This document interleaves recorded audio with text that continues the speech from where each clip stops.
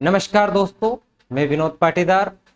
इस वीडियो के माध्यम से हम ये समझेंगे कि उच्च माध्यमिक शिक्षक के वेरिफिकेशन के संबंध में क्या नियम है और कौन अभ्यर्थी इसमें रिजेक्ट होगा और कौन अभ्यर्थी इसमें सिलेक्ट होगा। तो समझते हैं, शुरुआत करते हैं। मेरे सामने लोक शिक्षण संचालनालय का एक आदेश है, लेटर है, जो लिखा गया समस्त संभागीय संयुक्त संचालक लोक शिक्षण को, समस्त जिला शिक्षा अधिकारी मध्य प्रदेश को लिखा गया। जो भी अधिकारी वेरिफिकेशन में शामिल हैं उन लोगों के लिए ये लेटर है। उच्च माध्यमिक शिक्षक नियोजन के अंतर्गत अभ्यर्थियों के दस्तावेज के सत्यापन के बाबत सबसे पहले आयु के संबंध में क्या नियम है। 1/1/2023 से आयु की गणना की जाएगी। आयु की तिथि की गणना 1/1/2023 से की जाएगी। न्यूनतम और अधिकतम आयु दोनों ही की गणना इस तिथि से की जाएगी। अधिकतम आयु के संबंध में क्या नियम है।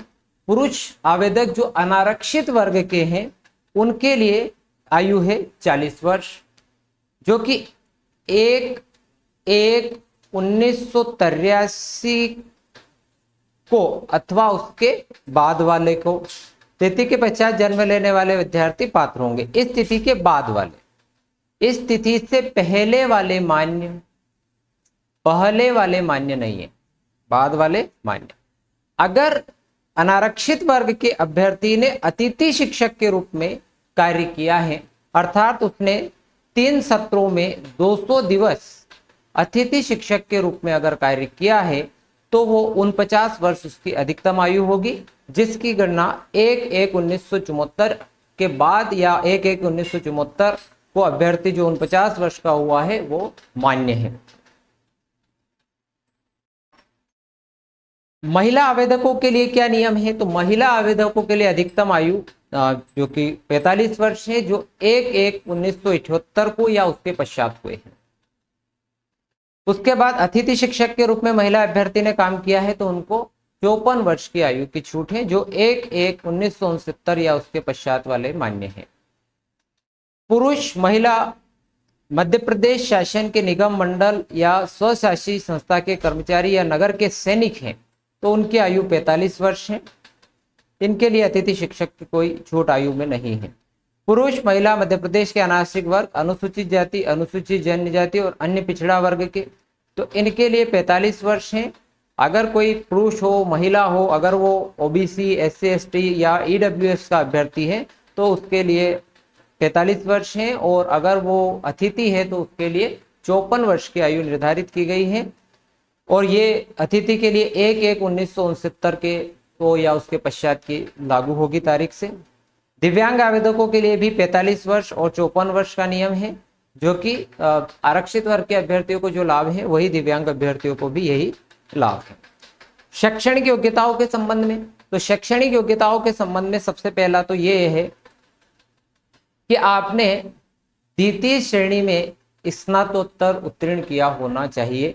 अगर आपने द्वितीय श्रेणी में स्नातकोत्तर उत्तीर्ण किया है संबंधित विषय में, अगर आपका भौतिक शास्त्र है तो आप भौतिक शास्त्र में, आपका रसायन है, जीव विज्ञान है, आपका इतिहास है, तो उस विषय में आपको द्वितीय श्रेणी में स्नातकोत्तर उत्तीर्ण होना अनिवार्य है। जो आपको जो ESB द्वारा जो जारी की गई थी नियम पुस्तिका, उसमें आप पढ़ सकते हैं, आपने पढ़ा भी होगा। 2013 की नियम पुस्तिका कंडिका 10.5 में लेख है कि निर्धारित शैक्षणिक और व्यावसायिक योग्यता अर्जित करने के अंतिम वर्ष में यदि आप हैं तो पात्रता परीक्षा आवेदन दिनांक 27/1/2013 को वे पात्रता परीक्षा में बैठने हेतु मान्य होंगे। अगर आप अंतिम वर्ष में थे उस समय जब पात्रता परीक्षा निकली थी, उस समय अगर आप अंतिम वर्ष में थे तो आप पात्रता परीक्षा में बैठने के लिए पात्र थे। और जो व्यक्ति उस समय अंतिम वर्ष में था और पात्रता परीक्षा में बैठा तो मेरिट के क्रम में शैक्षणिक योग्यता अर्जित करने की तिथि से विभाग, मतलब कि जिस दिन चयन हुआ उस दिन मेरिट के क्रम में शैक्षणिक योग्यता संबंधित अर्जन करने की संबद्ध तिथि विभाग द्वारा जिस दिनांक को दस्तावेज मांगे जाएंगे, दस्तावेज किस दिनांक को मांगे गए, दस्तावेज 14 से 18 के बीच में मांगे गए, तो उस दिनांक तक या जो विज्ञापन की तिथि आपकी जो अधिसूचना लोक शिक्षण संचालनालय ने जारी की तो उस दिनांक तक प्रस्तुत करने होंगे। यानी कि उस दिनांक तक उसके पास क्या हो, अब ये अभ्यर्थी के पास योग्यता होनी चाहिए। 14 से 18 तारीख को, 14 तारीख को से 18 तारीख के बीच डॉक्यूमेंट अपलोड हो रहे थे, तो उस दिन अगर उसके पास जो उसके बीएड फाइनल ईयर का या एमएससी या एमए फाइनल ईयर की डिग्री आ जाती है तो वो मान्य हो जाएगा। ऐसे अभ्यर्थी जिनके पास शैक्षणिक योग्यता नहीं है, जो निजी व्यवसायिक योग्यता अर्जित करने के अंतिम वर्ष में अध्ययनरत नहीं थे और त्रुटिवश जानकारी देकर पात्रता परीक्षा में सम्मिलित होकर अर्जित कर ली, तो ऐसे अभ्यर्थियों को गलत जानकारी देकर परीक्षा में सम्मिलित होने के कारण उनकी अभ्यर्थी नियुक्ति अमान्य की जाती।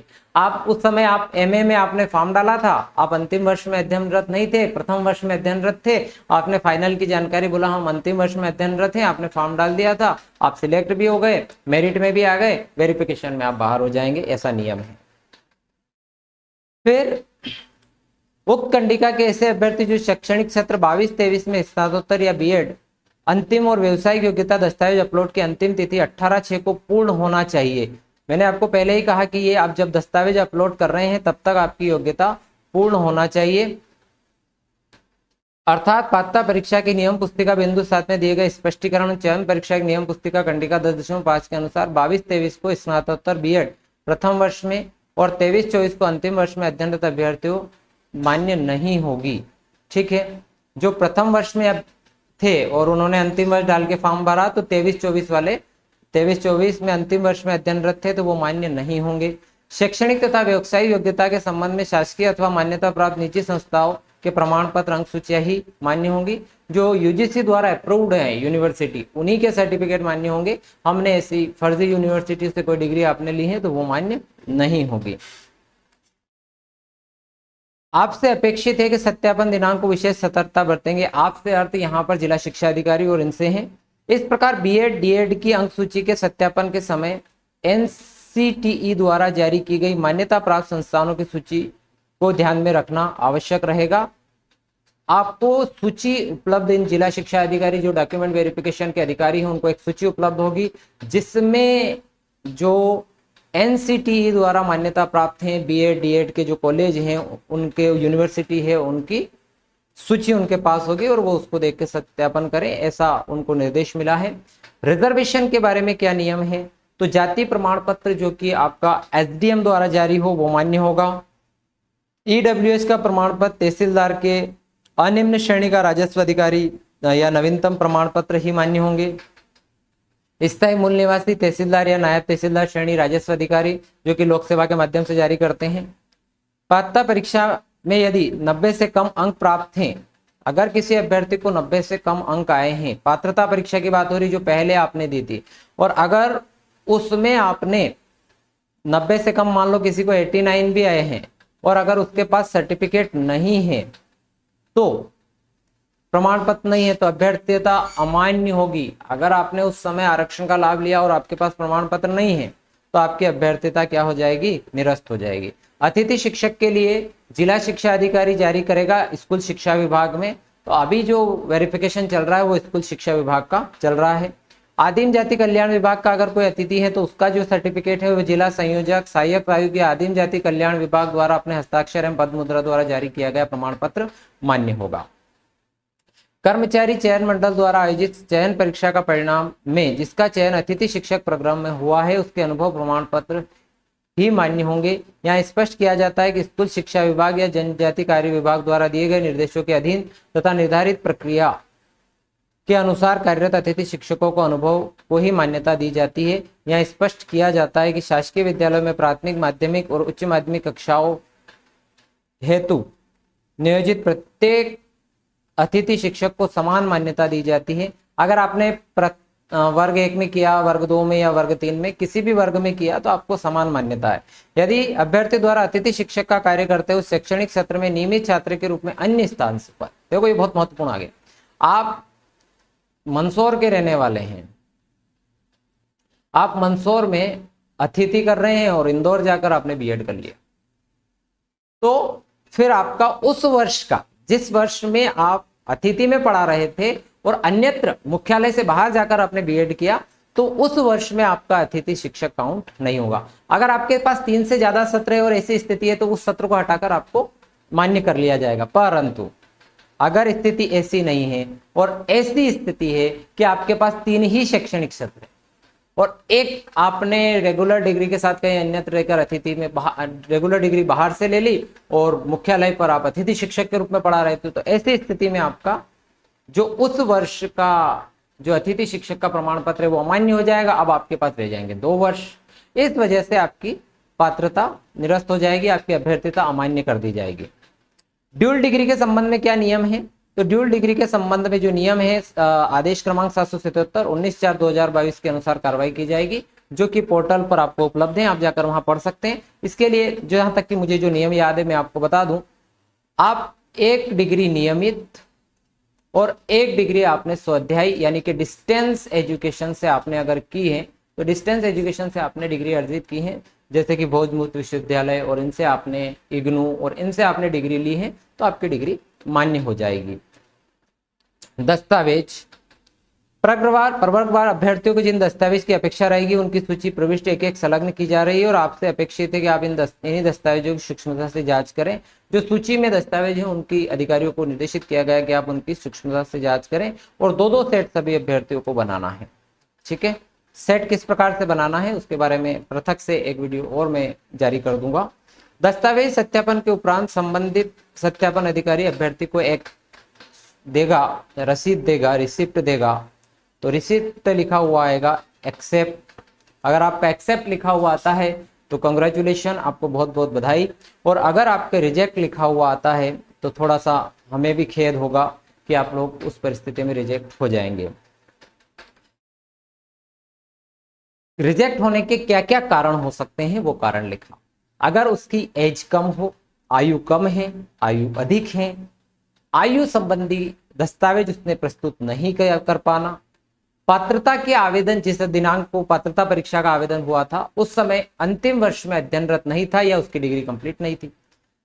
अगर वो प्रथम वर्ष में था उसने कर दिया तो उसकी अभ्यर्थता जाएगी, यह तय है।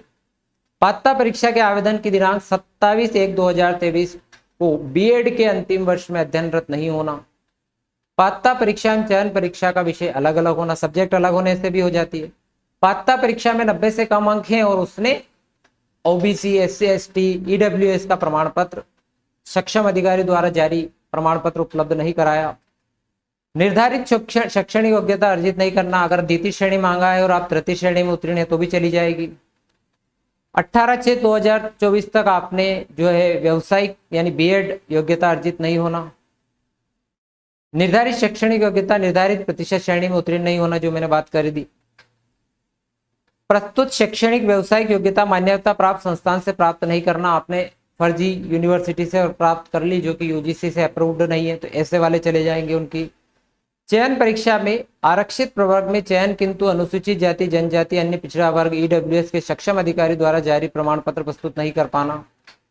दिव्यांग या भूतपूर्व सैनिक के सक्षम अधिकारी द्वारा प्रमाण पत्र प्रस्तुत नहीं करना। अतिथि शिक्षक से संबंधित 3 शैक्षणिक सत्र में 200 दिवस कार्य दिवसों का अनुभव प्रमाण पत्र प्रस्तुत नहीं होना। आवेदक द्वारा अतिथि शिक्षक का कार्य करते हुए उसी शैक्षणिक सत्र में नियमित छात्र के रूप में अन्य स्थान से आपने कोई डिग्री अर्जित करी है। आवेदक एक ही शैक्षणिक सत्र में 2 उपाधियां नियमित रेगुलर डिग्री आपने ले ली है, अगर एक ही में तो आप रिजेक्ट हो जाएंगे। अगर आप पैनल को लगता है कि कोई अन्य कारण है तो उसको उनको 50 शब्दों में उसकी टिप लगानी होगी और डे टू डे आपका जो भी होगा वो पोर्टल के माध्यम से लोक शिक्षण संचालय तक पहुंचाया जाएगा। एमपीआई ऑनलाइन पोर्टल पर दस्तावेज सत्यापन के दौरान कोई तकनीकी समस्या आई तो संभाग के समन्वयक अधिकारी को तत्काल संपर्क, तकनीकी समस्या है तो अवगत कराए ताकि समस्या समाधान किया जा सके। अभ्यर्थी का स्वयं ही उपस्थित होंगे। एक और बात है, अभ्यर्थी ऐसा नहीं कि अपना यहाँ प्रतिनिधि भी नहीं भेज सकते। इस संबंध में उसको आईडी लेकर जाना है, यानी आप सभी को अपने साथ एक आईडी लेकर जाना है। आईडी प्रूफ, वोटर आईडी, आधार कार्ड, ड्राइविंग लाइसेंस, जो भी आपके पास उपलब्ध हो। मेरे हिसाब से आधार कार्ड लेके जाएं, सबसे बेस्ट है। दस्तावेज सत्यापन संभागवार संख्यात्मक जानकारी प्रपत्र संलग्न प्रतिदिन प्रेषित किए जाएंगे कि आज इतने अभ्यर्थियों ने दस्तावेज सत्यापन करा लिया है, इस संबंध में प्रतिदिन प्रेषित किया जाएगा। तो हमें उम्मीद है, अपेक्षा है कि आप लोग एक्सेप्ट हो जाएं और शिक्षा विभाग में आप बच्चों को अच्छे से पढ़ाएं। तो आपको अगर वीडियो पसंद आया हो तो चैनल को सब्सक्राइब जरूर कर दीजिएगा। Thank you very much.